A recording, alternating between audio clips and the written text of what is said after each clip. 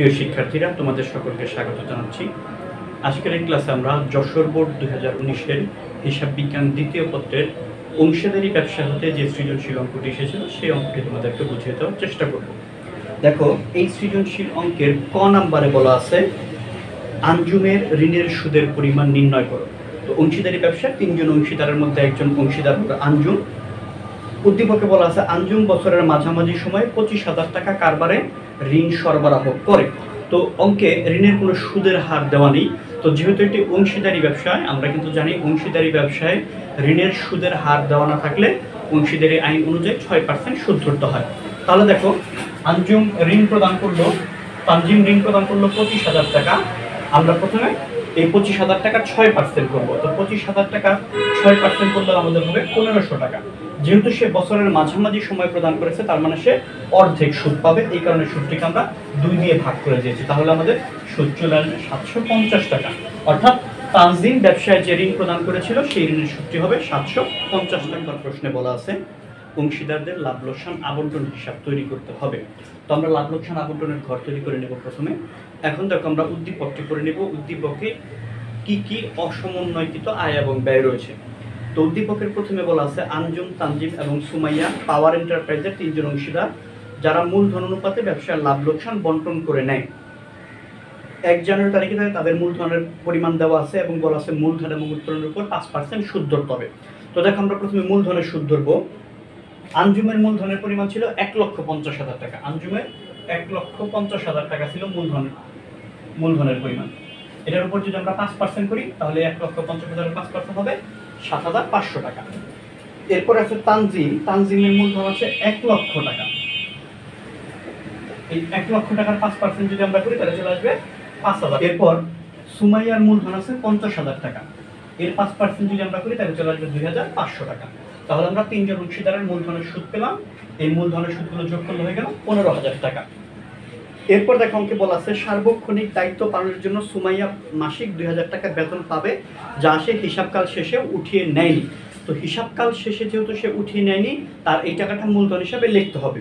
তো অঙ্কের শেষের দিকে কিন্তু লেখা আছে বেতন ডেবিট করার পর। তার মানে এই সুমাইয়ার বেতনটি আমরা ডেবিট করেছি, এই কারণে লাভ লোকসান আবন্টন হিসাবে আর লেখার দরকার নেই। পরবর্তীতে উদ্দীপকে বলা আছে আঞ্জুম, তানজিম এবং সুমাইয়া মুনাফার আশায় সারা বছর ধরে এত টাকা করে উত্তোলন করে এবং সেই উত্তোলনের সুদটাও অঙ্কে দেওয়া আছে। অঙ্কে যেহেতু উত্তোলনের সুদ দেওয়া আছে, আমাদের আর বের করার প্রয়োজন নেই। তো এখানে দেখো, অঙ্কে উত্তোলনের সুদ দেওয়া হয়েছিল প্রশ্নে আঞ্জুমের 1,000 টাকা, তানজিমের 600 টাকা এবং সুমাইয়ার 400 টাকা। তাহলে মোট উত্তোলনের সুদ 2,000 টাকা।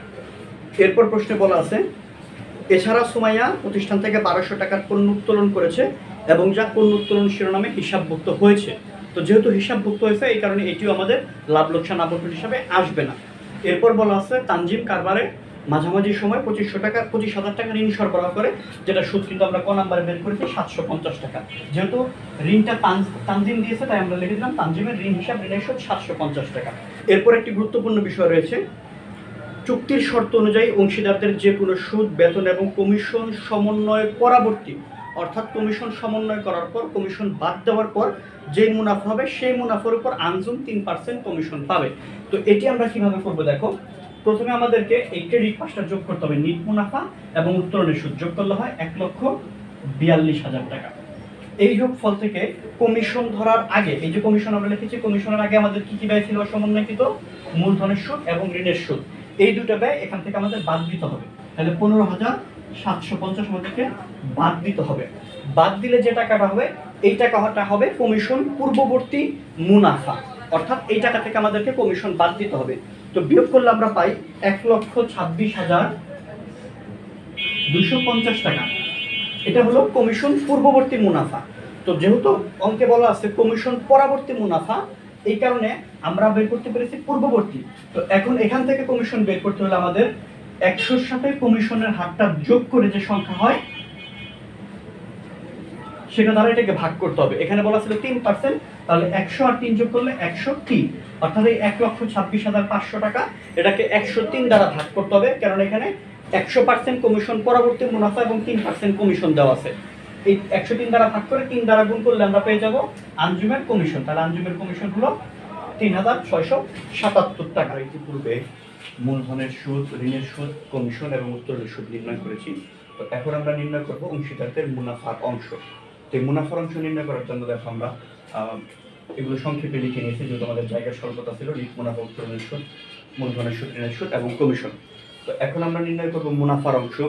অঙ্কে বলা ছিল অংশীদারগণ তাদের মূলধন অনুপাতে মুনাফা পাবে। আমিনুল, সাউন্ডটা একটু কমাই দাও।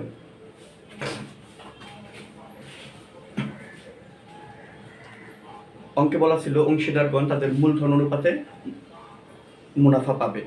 তো এখানে তাদের মূলধন দেওয়া আছে, দেখো আঞ্জুমের 1,50,000 টাকা, তানজিমের দেওয়া আছে 1 লক্ষ টাকা এবং সর্বশেষ সুমাইয়ের দেওয়া আছে 50,000 টাকা। তাহলে দেখো এটা থেকে যদি আমরা অনুপাত নির্ণয় করি, আমরা 4টা শূন্য বাদ দিয়ে দিতে পারি। তাহলে কি আসে দেখো 15:10:5। এখন এই প্রত্যেকটাকে 5 দিয়ে ভাগ করা হয়, 3:2:1। অর্থাৎ অংশীদারদের মুনাফা বন্টনের অনুপাত হলো 3:2:1। এই অনুপাতের আলোকে আমাদেরকে এখন মুনাফাটা বন্টন করতে হবে। আমরা প্রথমে বন্টনযোগ্য মুনাফা নির্ণয় করে নেব। বন্টনযোগ্য মুনাফা নির্ণয় করার জন্য আমাদের ক্রেডিট পাশটি যোগ করতে হবে। 1,40,000 যোগ করলে 1,42,000। এই 1,42,000 টাকা আমরা ডেবিট পাশে লিখলাম। এখান থেকে যে আমাদের 3টে অসমন্বয়কৃত ব্যয় ছিল, মূলধনের সুদ, ঋণের সুদ এবং কমিশন, এই 3টিকে আমরা বিয়োগ করে দেব। তাহলে আমরা পেয়ে যাবো আমাদের বন্টনযোগ্য মুনাফা 1,22,573 টাকা। তো এই 1,22,573 টাকা, এটাকে আমরা ভাগ করব অনুপাতগুলোর যোগফল দিয়ে। আমাদের অনুপাত ছিল 3:2:1, তাহলে যোগ করলে হয় 6। 6 দিয়ে ভাগ করব। প্রথমে আছে আঞ্জুম, সে পাবে 3 অংশ, তাহলে এটাকে 3 দিয়ে গুণ করলে হয়ে যাবে আঞ্জুমের টাকা 61,287 টাকা।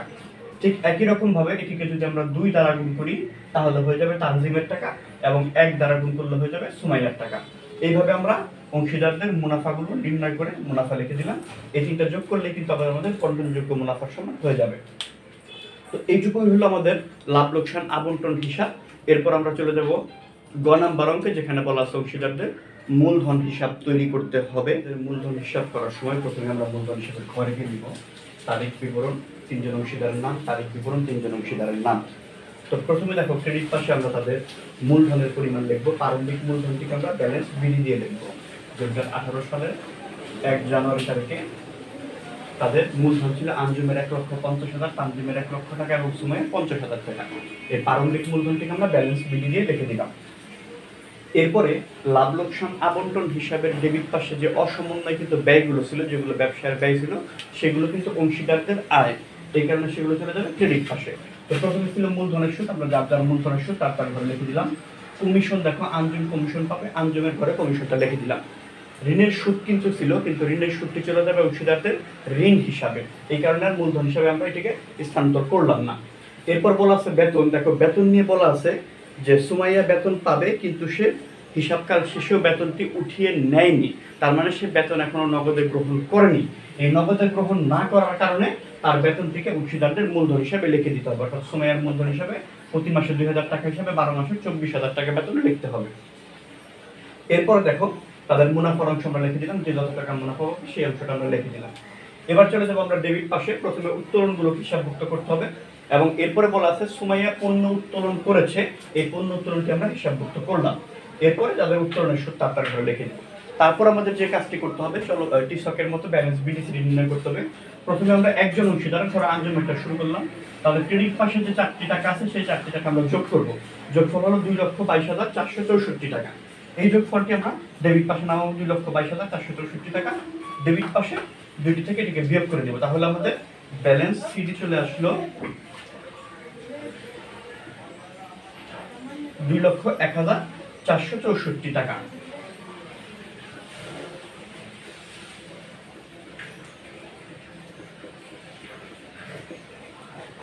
ঠিক একই রকম ভাবে আমরা তানজিমের ব্যালেন্স সিডি বের করবো। তানজিমের 3টি টাকা ক্রেডিট পাশে 3টি যোগ করে দিব, সেম যোগফলটা ডেবিট পাশে এবং ডেবিট পাশ থেকে দুটো বিয়োগ করে দিব, তাহলে চলে আসবে তানজিমের টাকা। একইভাবে আমরা সুমাইয়ার টাকাটাও বের করবো। তো আমাদের 3 জন অংশীদারের ব্যালেন্স সিডি এখানে হয়ে গেল। এই ব্যালেন্স সিডিটাই হয়ে যাবে ক্রেডিট পাশে ব্যালেন্স বিডি। তারিখটা হয়ে যাবে পরের বছরের 1 তারিখ, 2019-এর জানুয়ারি 1। যার তার ঘরে তার টাকাটা আমরা লিখে দেবো 2,01,464, 1,30,258 এবং 90,300 28, আর এই তারিখগুলো কিন্তু সব হবে ডিসেম্বর 31। তো এই হলো অংশীদারদের পরিবর্তনশীল পদ্ধতিতে মূলধন হিসাব। যদি স্থায়ী পদ্ধতিতে বলা হয় তখন কিন্তু শুধু মূলধন হিসাবটুকু লিখে দিলেই হয়, বাকি সমন্বয়গুলো করার প্রয়োজন হয় না। তো আশা করি অঙ্কটি তোমরা বুঝতে পেরেছো। কারো যদি কোনো সমস্যা থাকে তোমরা কমেন্ট সেকশনে জানিয়ে দিও। ধন্যবাদ সকলকে।